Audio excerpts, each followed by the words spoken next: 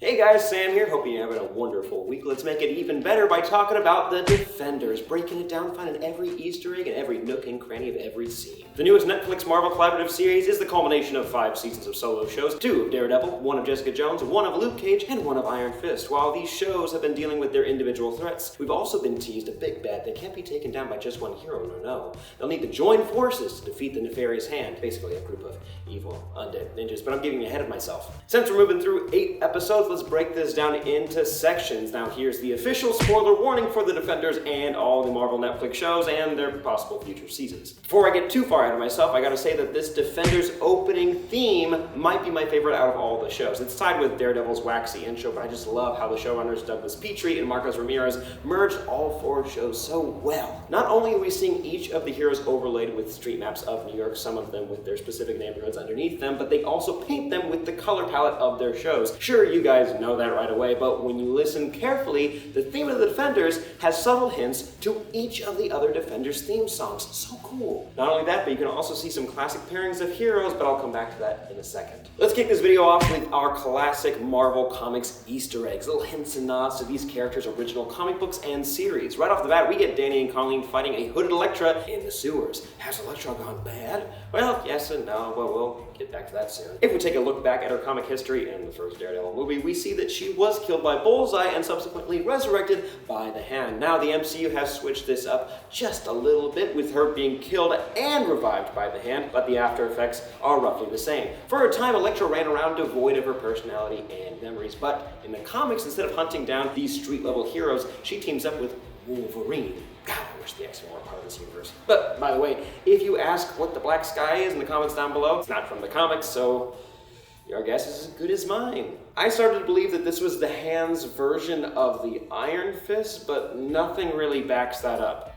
like at all. So basically, the Black Sky is just a superpowered individual controlled by or in control of the Hand. I wish there was a better answer too. Also, it's worth mentioning who this guy is who's dying on the ground in the sewer. We later get confirmation that this man is another force fighting against the Hand, not from Kunlun or associated with the Iron Fist. This gentleman was a member of the Chase named Shaft. He's not the biggest character in the comments, but who are the Chased? A group of ninjas who broke off from the Hand, of course, who strive to stop the Hand at any cost. They're usually run by a character you all know and probably love and hate at the same time, named Stick. Now, I've said all this stuff that you might already know because one thing confuses me. We see many members of the Chase dead and being dissolved with acid, and Stick mentions that he is the last of the Chase, but what about this scarred-up gentleman from Daredevil Season 1? A quick flip through the comic world can tell us that this is Stone, a major player in the Chase, but also an important character who helps resurrect Elektra and help her regain her humanity. He's an interesting guy, and I might be a little peeved if he just died somewhere off screen and we never explore his character. But anyways, moving on. We then flash to the intro graphic where we get the first nod to a couple awesome Marvel team-ups. First up, we see Iron Fist standing underneath Luke Cage, hinting to their eventual team-up in the Heroes for Hire comic. A comic that's usually led by Luke Cage and Iron Fist, where people can hire out these superheroes to do anything. Originally, it was a solo Luke Cage series, but the most recent Luke Cage and Iron Fist comic showcased some awesome team-up stories between the two of them. Now, personally, Iron Fist isn't my favorite Defender. I get that he's meant to be this cocky kid who learns a thing or two, humbles up, becomes a pleasant hero that we can all root for, but I'm just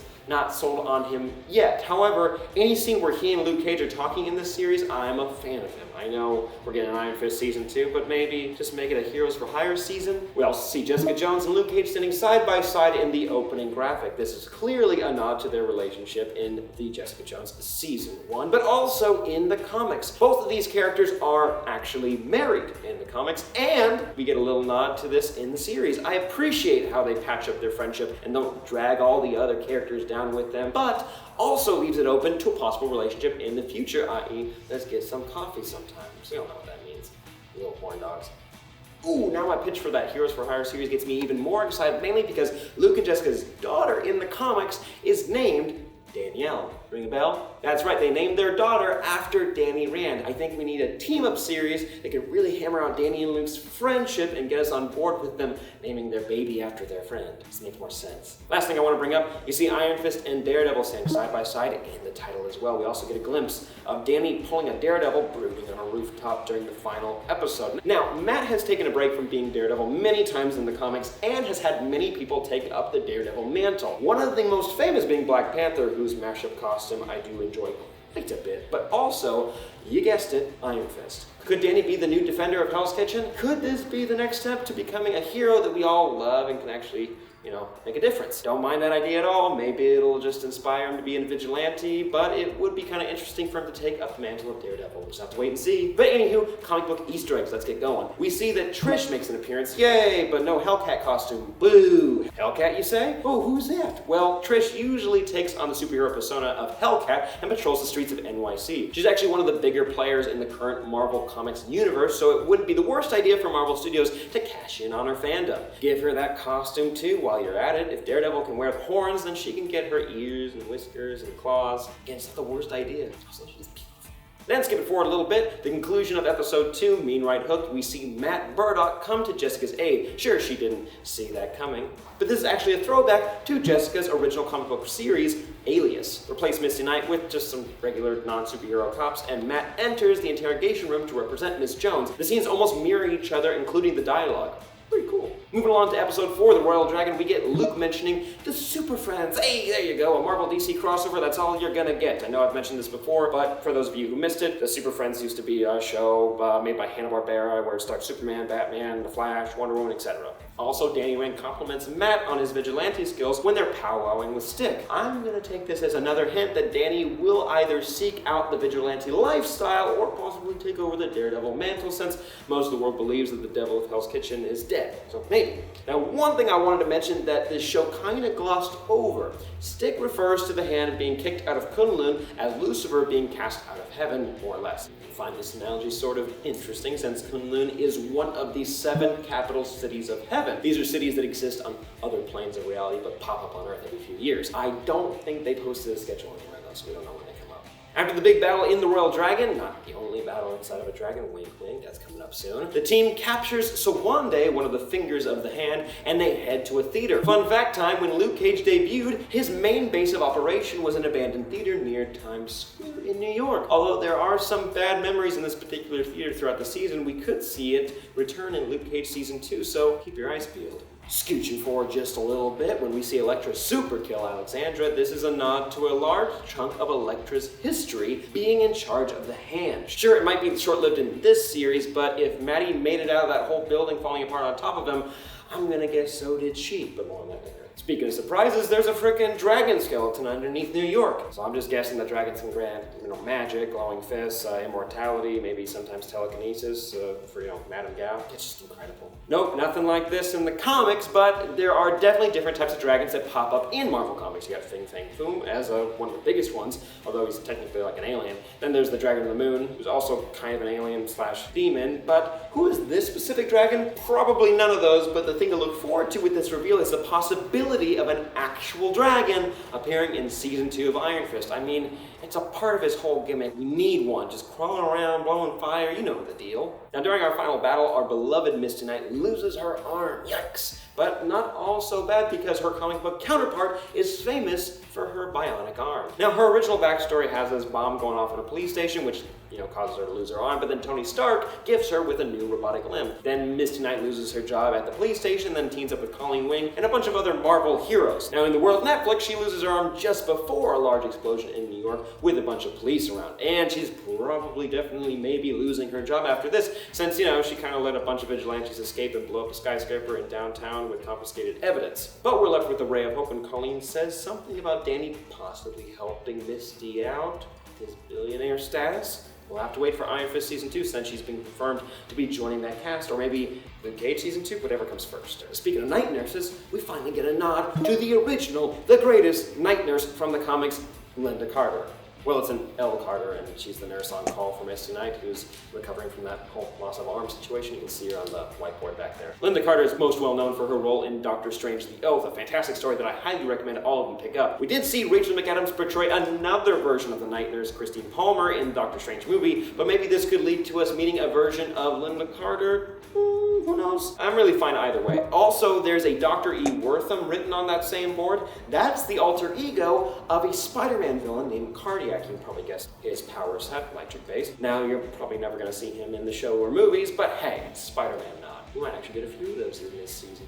Speaking of obscure characters, Jessica makes a joke of calling Iron Fist ironclad. Solid joke, Jess. But this is actually a Marvel character because why not? A dude basically covered in metal, kind of a ripoff of Colossus. Classic for Marvel, but don't expect him to show up in any movie or TV show. Maybe Agents of S.H.I.E.L.D. Speaking of Jess, we see the return yet again of her Alias Investigations glass window, which we lost again between the end of season 1 of Jessica Jones and the start of The Defenders. Maybe she should just put up a wood door and then put a sticker on the outside. Save a lot of money on glass. Anyways, this is a clear throwback to her Alias solo series, and her classic office looks just like it does in the comics. It's not the worst place in the world either. Let's just hope she just patches up that hole in the wall where Newt popped out of. As for our Daredevil sidekicks, we see Karen extremely distraught after the death of Matt, which is a totally understandable reaction, but I think this is also a nod to Born Again, one of the most popular Daredevil stories, which looks to be the inspiration for season 3, but I'm getting a little ahead of myself. Our last shot of the show, we see Matt bandaged in a cot somewhere unknown, surrounded by nuns, while someone calls out for Maggie. Now, I'll get into what this means near the end of the video, but just so you all know, the image is literally the cover of Born Again, which is awesome. Think of it as like a rebirth story for Daredevil. What does that mean? Let's take a quick look at some MCU Easter eggs that the show gave us. Now, there weren't too many, but there were still enough to make most of us fans content. Some of them from the movies, but mostly from the other Netflix shows. I wish we had like a Spider-Man cameo, and maybe we do. Stay tuned. Near the beginning of the show, we see Danny hunting for clues as to who destroyed Callin. If you don't remember the final shot of season 1 of Iron Fist, Danny discovers that the city that raised him is gone. Where did it go? Ooh, I have some theories. Before we talk about that though, we see Luke meeting with Misty in Harlem and talking about where Shades and Mariah ended up at the end of season 1. Make sure you pay attention though, because if you look at the bus advert in the background, you may notice the new Harlem Renaissance sign, the improvement project Mariah was using as a part of her platform to run for office. Can't wait to see those two again in season 2. Oh, I just love Luke Cage so much. You may have also noticed the nod to the Luke Cage series with the Jidenna poster in that young man's apartment in episode 1. Jidenna performed back in Cottonmouth's Club in season 1. Oh, I loved all that music. We also get a shot of Alexandria sitting on the same rooftop we saw Kingpin all the way back in season 1 of Daredevil. Also worth mentioning, that same rooftop was in the first Sam Raimi Spider-Man movie. Look at all these Spider-Man ties. They don't stop here. Next, we see Foggy and Matt revisit Josie's bar from previous seasons of Daredevil. My guess, I hope at least, is that we're going to see Jess and Matt grab a drink at this bar in some future season. I just love them together. Also, one obscure nod to the MCU comes from the sword that Danny and Colleen stare at for too long. The Tsukamoto sword. This is actually a nod to a famous Japanese director, Shinya Tsukamoto. Why is he worth mentioning? Well, one of his most famous movies would be Tetsuyu, the Iron Man. There you go, that's the closest we'll get to Iron Man being in this series. Scooching forward to Iron Fist and Luke meeting for the first time. By the way, this fight was awesome. Love seeing Luke barely move when Danny attacks him, but I also love the recreation of the face punch from season 1 of Luke Cage. Not really sure how they faked that, but if Mike Coulter decided just to take the punch like some actors have, then I got mad respect for him. Also fun to point out that we get a slight nod to Daredevil's costume in season 1 when he yanks away Jessica's scarf and creates a makeshift mask. I'm gonna be honest, I do prefer it to the new horn costume, but you know, I love all the costumes. Scooching forward again to when Matt is visiting Karen's office looking to sneak her off to safety, he noticed that this is Ben Urich's office from season 1 of Daredevil. Well, at the very least, Karen took some of the framed newspapers from his office. And here is really the only MCU connection we have in this series. Sure, we get a mention of the incident in one of the early episodes, but here we see the headlines from the Chitauri invasion, but also the attack in Harlem from the first Hulk movie. Very cool. And lastly, it wouldn't be a Marvel property without a Stan Lee cameo. Blink and you'll miss it in these shows. He's actually on the street in New York when Matt is stalking Jessica, and then Jessica stalks Matt. He's in a police uniform on a poster, just like in every other Stan Lee nod that we get in the Marvel Netflix shows. I'm gonna be honest, I'm kind of disappointed that he's not actually playing an old guy in a park playing chess or something. He's funny, he's charismatic, man. Just let him do something. Now, the coolest part of the show that I loved so much was the production, the set design, the camera work, the music, the editing, and most importantly, the lighting. You know what? Let's just start with the lighting design of the show because it's just so goddamn impressive. Also, I just want to point out a few things that you may have missed. Sure, Matt's got red, Jessica's got purple, Luke's got yellow, and Danny's got green. We see in the first few episodes before all of our heroes meet that each cutaway to where our heroes are at is lit with each of their colors. You can see it here with the red in Matt's apartment, or when Luke gets off the bus in Harlem and there's a yellow tint to the scene. Even Danny's helicopter is green as a Christmas tree. Why? I don't know.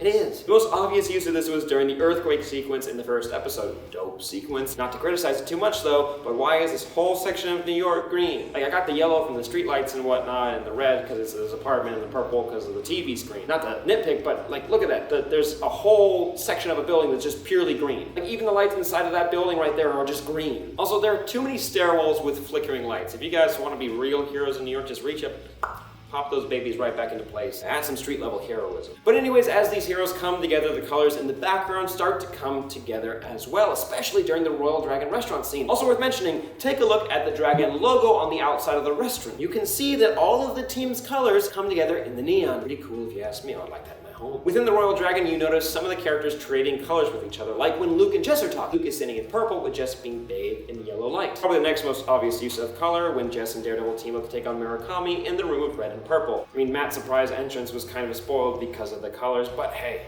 it looks awesome. Also, I love the use of white to signify Alexandria with her knitted coat thing and her rooms and her meals. White being a combination of all the colors, meaning that the heroes have to come together to take her down. Unfortunately, Electra kind of beats her to the punch, but hey, at least she looks good in white. Also, I enjoy that as the team works together, the colors sort of kind of disappear, meaning that they're working as one. So the showrunners, I love this. Worth mentioning, if you notice carefully, some of the supporting casts of different shows have hints of the show's colors in their wardrobe, specifically Foggy and Kerr near the end of the season, hints of red in their wardrobe. Also, the transitions in the show were top-notch. Using different B-roll shots in New York with different colors really made it feel like this show was taking pieces of a puzzle and building something new and exciting. Speaking of cool shots, I love the sideways shot during the opening of episode 2 when Matt goes out to stop that shop owner from shooting those kids. I feel like this symbolizes that Matt's worldview is starting to change big time. Also, he's been working hard to just be Matt Murdock, defense attorney, and now this huge stress looming over his city, he might just have to rethink his whole life and don the costume once again. Also, kind of see him walk into that smoke that's being lit red, is possibly hinting to his return to the costume, the Daredevil lifestyle. Another fun action moment to point out, Luke and Danny's first few meetings. During these scenes, the camera operator has the camera pointed up at Luke and down at Danny, symbolizing their view of each other, kind of, and possibly their maturity. Luke putting Danny in his place in the dojo was one of the best scenes of the show, and once again, they shot both characters in the same way. Also notice what's hanging behind Luke in the dojo, a punching bag, and it's the same color scheme as Luke's hoodie. It's obviously a nod to Luke's fighting style and demeanor. He's sort of a punching bag, he can take a hit, but he never goes down. Something fun also, I just want to point out, you guys probably caught it too, but when Stick is escaping the hand and Electra, he chops off his hand, which is one, beyond badass since he's ancient, and then he climbs through an air conditioning duct with only one hand, but two, do you think this could possibly symbolize his hatred for the hand? No, that's too deep, right? Just want to point out how awesome Stick is. Moving on to Danny being a thundering dumbass, one of the best lines of the show. The immortal Iron Fist, living weapon, and protector of the ancient city, is still a thundering dumbass. Danny tries to take on the hand by himself, and you can notice Alexandra's pose at the end of the table along with her greenish outfit. I feel this definitely represents a dragon. It's funny since Danny had to take on a dragon to gain the Iron Fist, and the hand is searching for a dragon below this very building that they're in. But back to the Royal Dragon, notice the murals behind Luke and Danny as they eat and chat. The dragon behind Danny, like the dragon he punched in the heart to gain his Iron Fist. But then behind Luke, you'll notice the Great Wall of China illustrating his ability of indestructible skin. Super cool. I mentioned some other music cues earlier, but did you recognize what Matt was playing on the piano, which was hiding the map of explosives?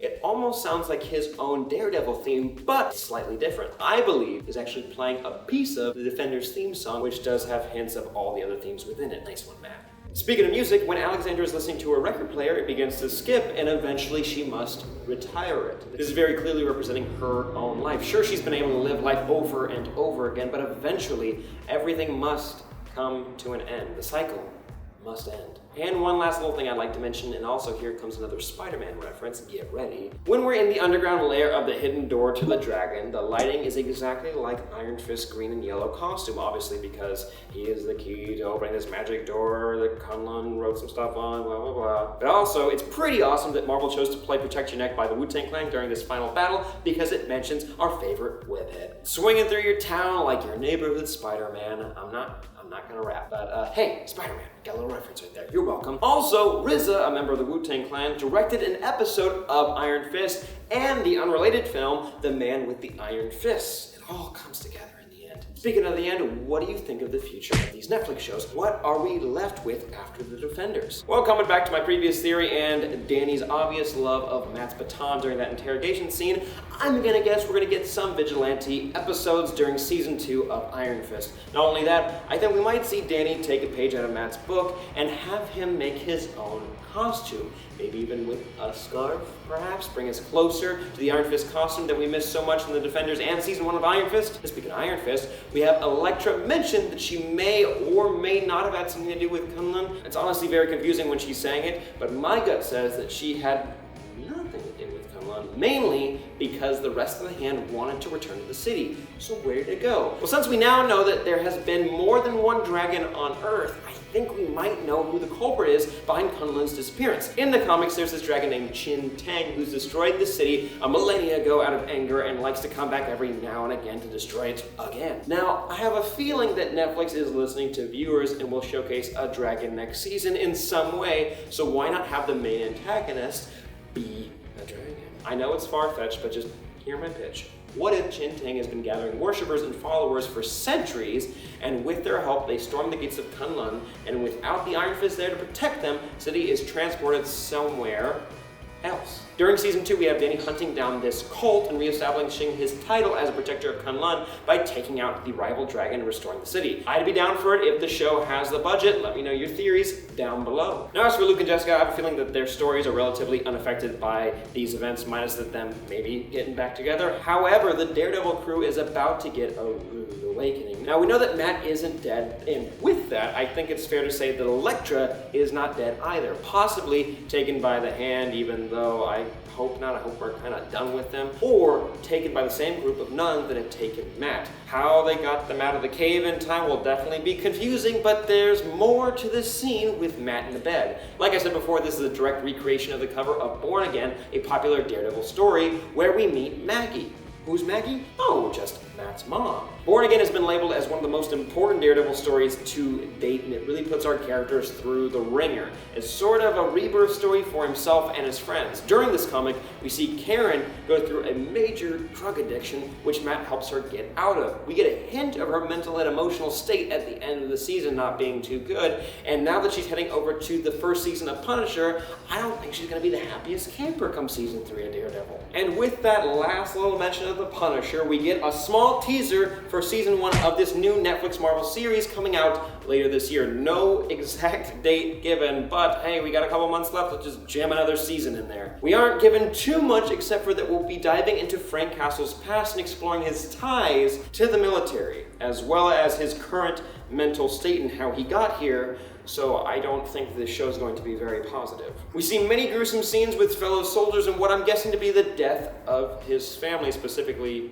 we see his wife shot in the head. Boy, I'm gonna need some cartoons when we're done with this show. As we know, Karen Page will be making a few appearances, but also Ben Barnes from Westworld fame as the villain Jigsaw, aka Billy Russo. Normally Jigsaw is a Spider-Man villain, but I'm still terrified to see him in the show. I'm sure we'll do a breakdown of the official trailer once that hits the internet, but let us know what your thoughts are on this little taste in the comments down below. But hey, that's it from me, guys. We made it. I'm a little sweaty, but hey, we made it. I hope you enjoyed. What do you guys think of my theories and the Easter eggs that I caught? Were there some that I didn't catch? Did I catch some that you may have missed? Probably. Let me know in the comments down below or on Twitter @SamBashor. I love when you guys tweet me your thoughts and comments and whatnot. Give this video a like if you haven't already and subscribe to New Rockstars for more awesome breakdown and analyses of nerdy stuff. I hope to see you guys around soon. Bye-bye.